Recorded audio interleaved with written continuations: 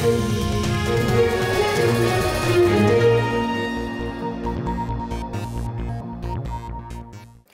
and welcome to News Tonight on Rajya Sabha television. I am Aishwarya Kapoor with you. India is definitely not in the community transmission stage of the coronavirus pandemic. The government has said this today. This even as the country today recorded its biggest single-day jump in new coronavirus cases and deaths. Those big stories and much more coming up ahead. On Thursday, the government once again clarified that the country is not in the community transmission phase of the novel coronavirus disease. The Indian Council of Medical Research says the country has not reached the community transmission phase of the COVID-19 pandemic. But it admits the virus remains very much a threat as a large proportion of the population is still susceptible to it. That is exactly what is going on. There is a heightened debate around this term community transmission. Having said that, I think even the WHO is not given a definition for it.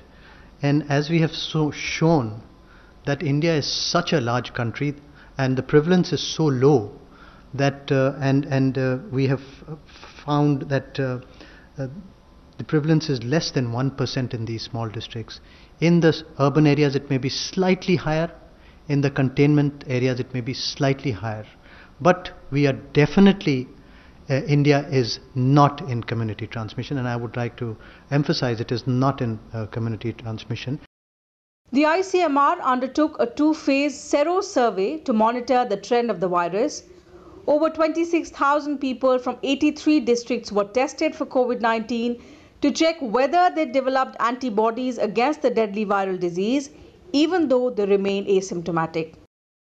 Part 2 of sero survey to estimate the population infected with COVID-19 in containment zone of hotspot cities is currently underway. We found that about 0.73% of the population in these districts showed a prevalence of past exposure to SARS-CoV-2 infection.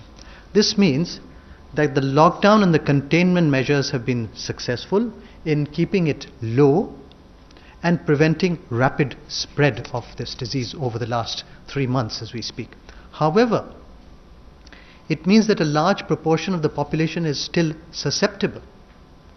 And which were the individuals which were higher at risk? Risks was slightly higher in urban areas, 1.09 compared to 1, and it was higher in urban slums, nearly 1.89 times higher than rural areas.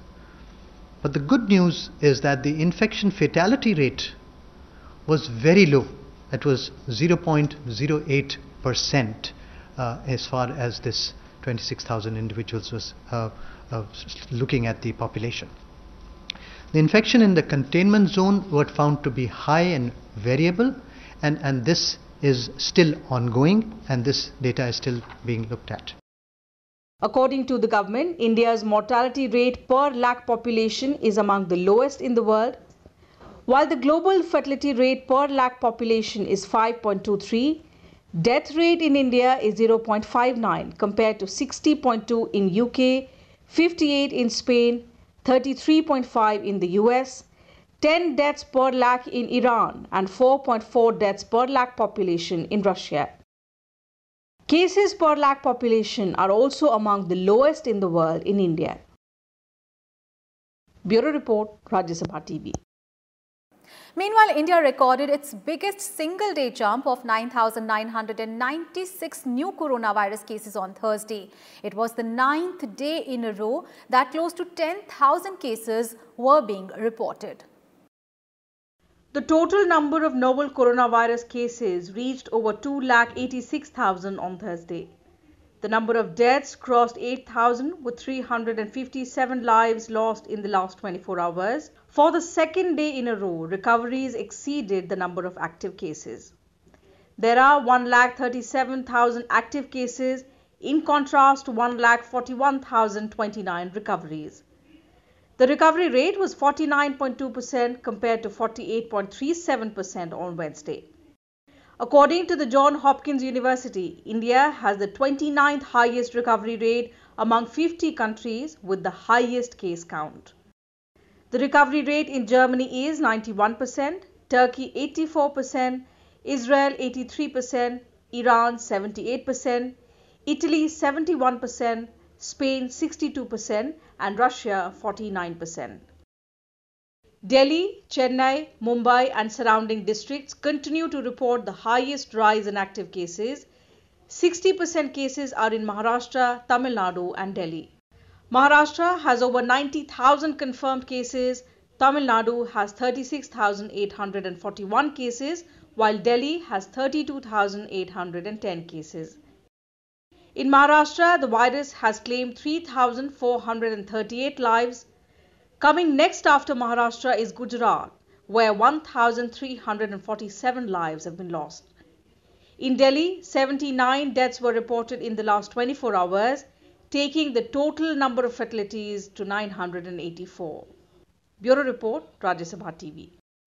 Meanwhile, Prime Minister Narendra Modi on Thursday asserted that the COVID-19 crisis presents the country with a unique opportunity to become self-reliant. Addressing the Indian Chamber of Commerce's 95th annual plenary session, Prime Minister Modi said that the government is speedily implementing the policies declared to make the country self-reliant. He stressed that the steps have been taken to ensure that the products India is forced to import be manufactured within. This isn't the time for a conservative approach. It's time for bold decisions and bold investments. Prime Minister Narendra Modi gave this clarion call while delivering the inaugural address of the 95th annual plenary session of the Indian Chamber of Commerce. The Prime Minister added that it is time to take the Indian economy out of command and control mode and take it towards plug and play. एक बड़ा काश हर भारतीय के मन में रहा है, मस्तिष्क में रहा है। ये काश क्या है? काश हम मेडिकल इक्विपमेंट के क्षेत्र में आत्मनिर्भर होते, काश हम डिफेंस मैन्युफैक्चरिंग में आत्मनिर्भर होते। ऐसे कितने सारे काश, अनगिनत काश हमेशा से हर भारतीय को झकझोरते रहे हैं। साथियों, एक बहुत बड़ी वजह रही है कि बीते 5-6 वर्षों में देश की नीति और रीति में भारत की आत्मनिर्भरता का लक्ष्य सर्वोपरि रहा है। अब कोरोना क्राइसिस ने हमें इसकी गति और तेज करने का सबक दिया है। इसी सबक से निकला है आत्मनिर्भर भारत अभियान। The Prime Minister also enumerated the government's plan to make India self-reliant and urged people to go vocal for local to help develop local manufacturing and businesses. He said the country is facing many challenges amid the COVID-19 pandemic, from locust attacks and cyclones to earthquakes, among other crises, but fate favors those who see opportunities in the face of adversities. कहीं flood की चुनौती, कहीं locust, जो बंगाल में जिसको पोंगोपा कहते हैं, पोंगोपा का कहर, कहीं ओलावृष्टि, कहीं असम में ऑयल फील्ड में आग, कहीं लगातार छोटे छोटे अर्थक्वेक की खबरें।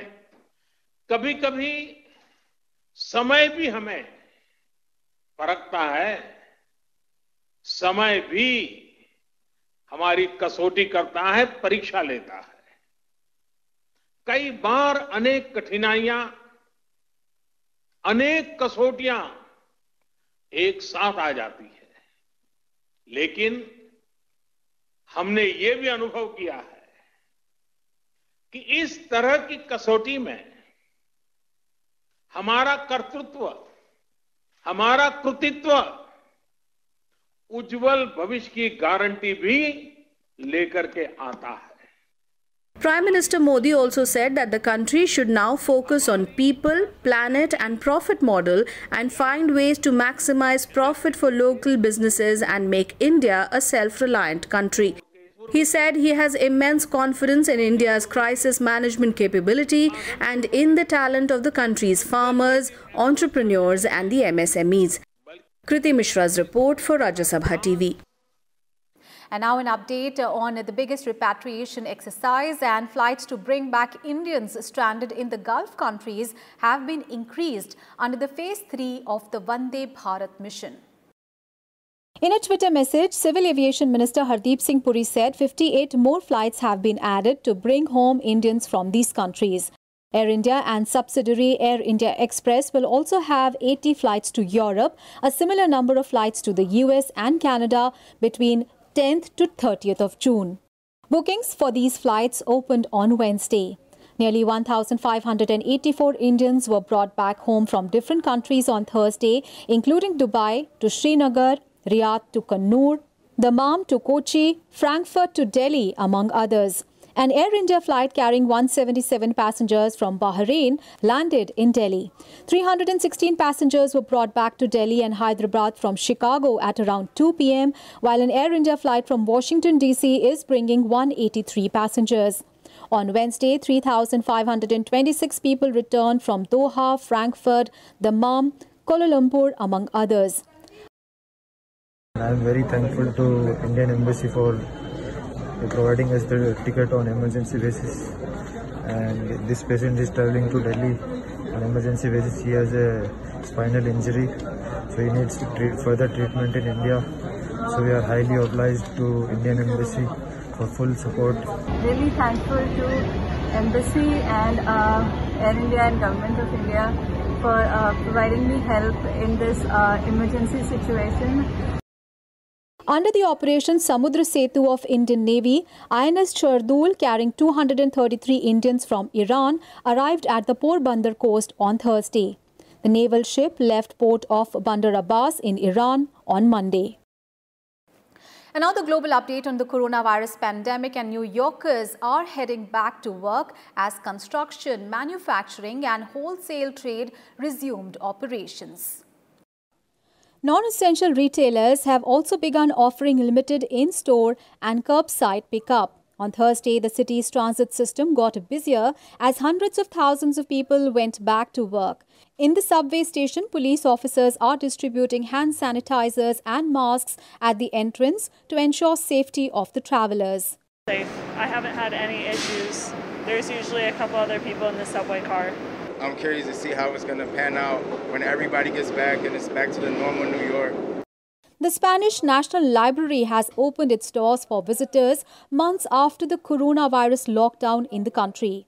As Madrid entered its second phase of reopening, the library welcomed users again with safety measures in place. The capacity of the room has been limited to 30% and users are not allowed to freely take books from the shelves. Further, users have to set up an appointment, and after consulting a book, they have to be put in quarantine for 14 days. In Denmark, the Tivoli amusement park has reopened with new safety measures. The roller coasters have placed teddy bears on every other seat to ensure social distancing, while the employees have to wear plastic shields. Tivoli has also developed an amusement park entry app in order to ensure there are no queues or visitors hotspots. The French government has announced an extra €1 billion support to boost apprenticeships in French companies as part of new measures to reduce the impact of coronavirus crisis on employment.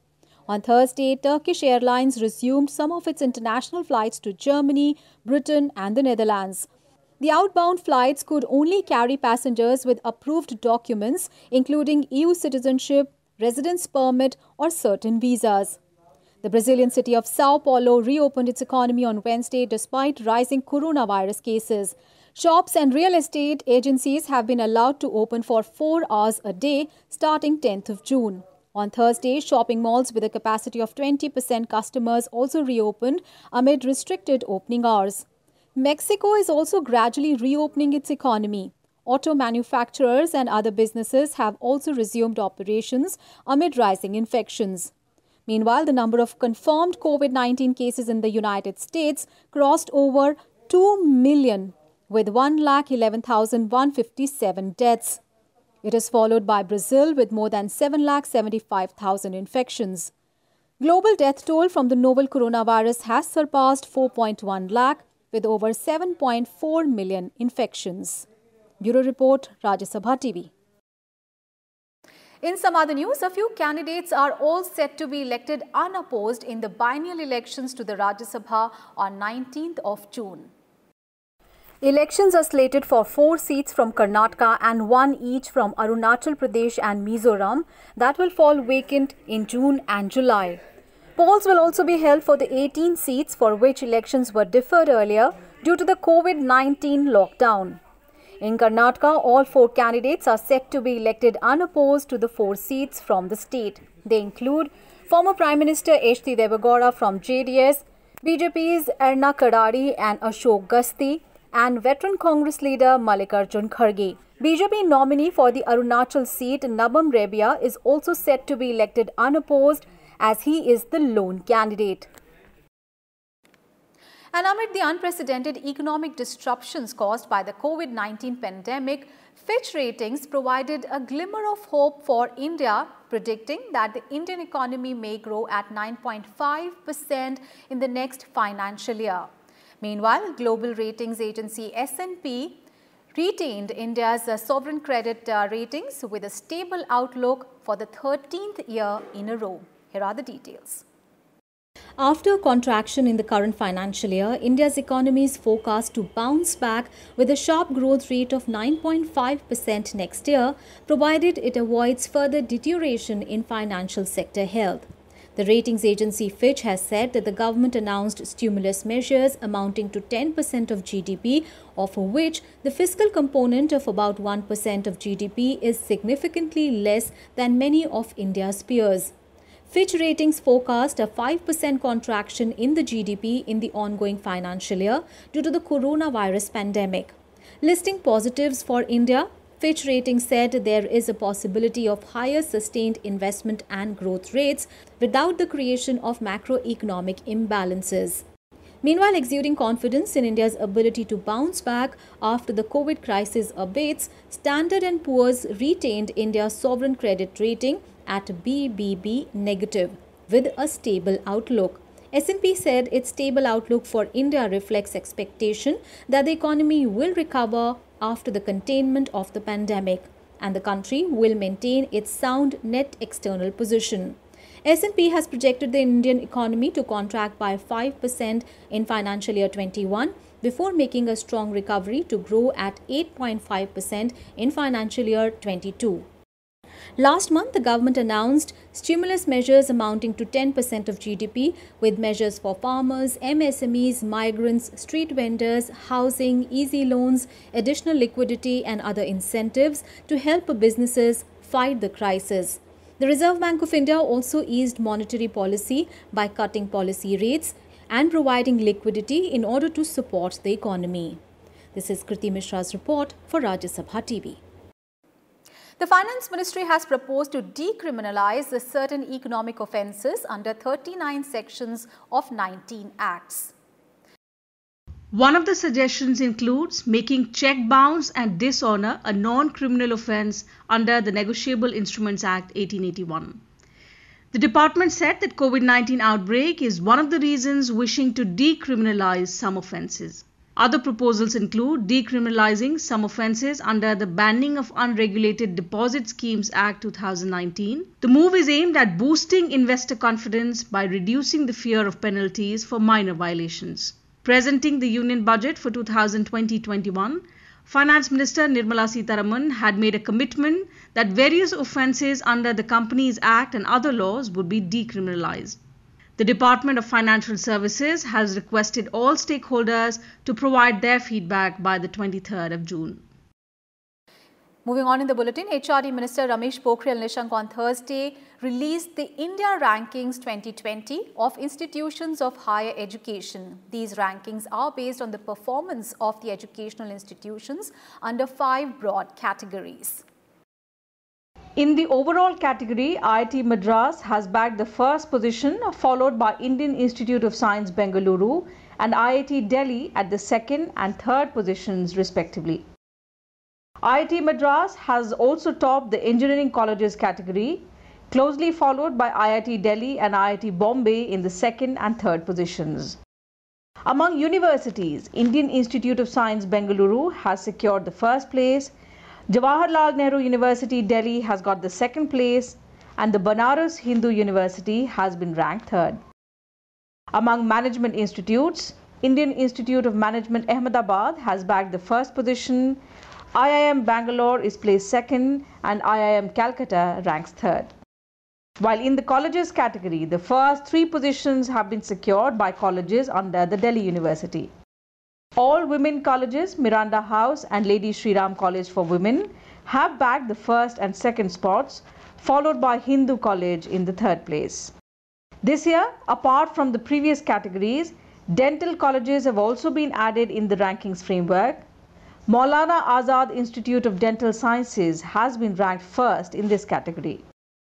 While in the overall medical category, All India Institute of Medical Sciences Delhi continues to remain in the first place, followed by PGI MER Chandigarh and Christian Medical College Vellore in the second and third positions respectively.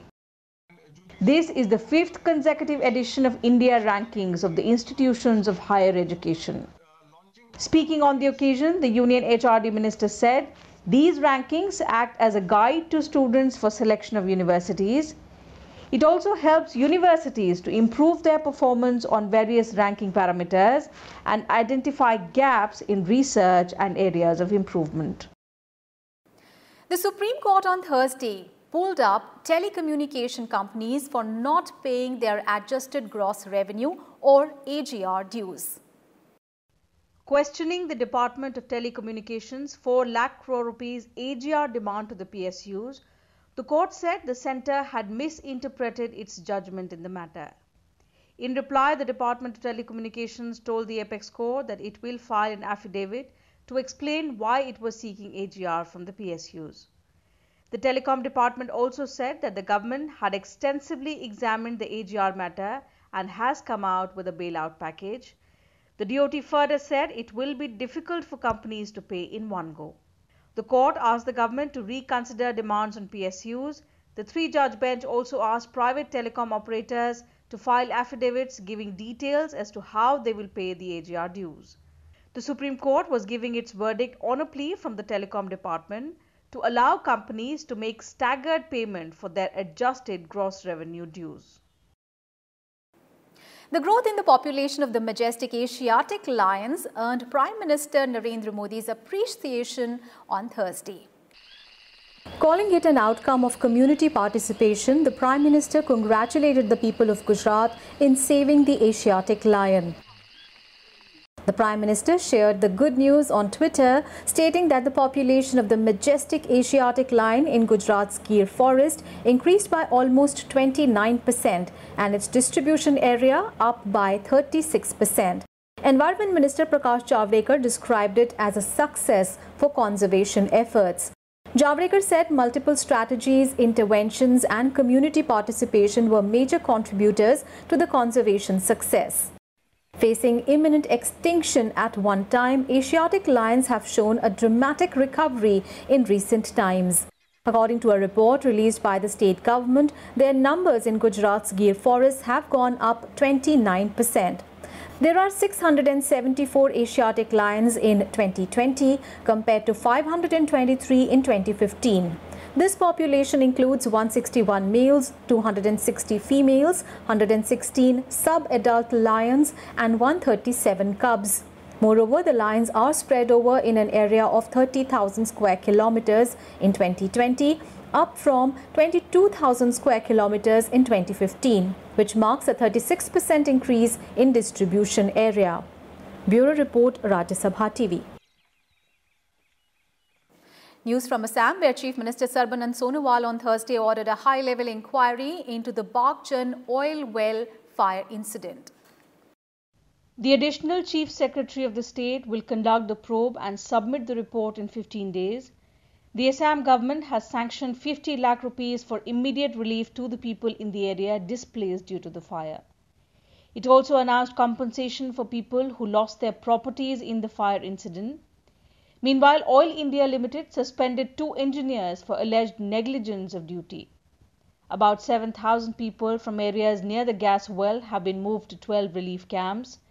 Well number 5 at Bagjan in Tinsukia district has been spewing gas for the last 16 days. It caught fire on Tuesday afternoon, killing 2 firefighters on the site.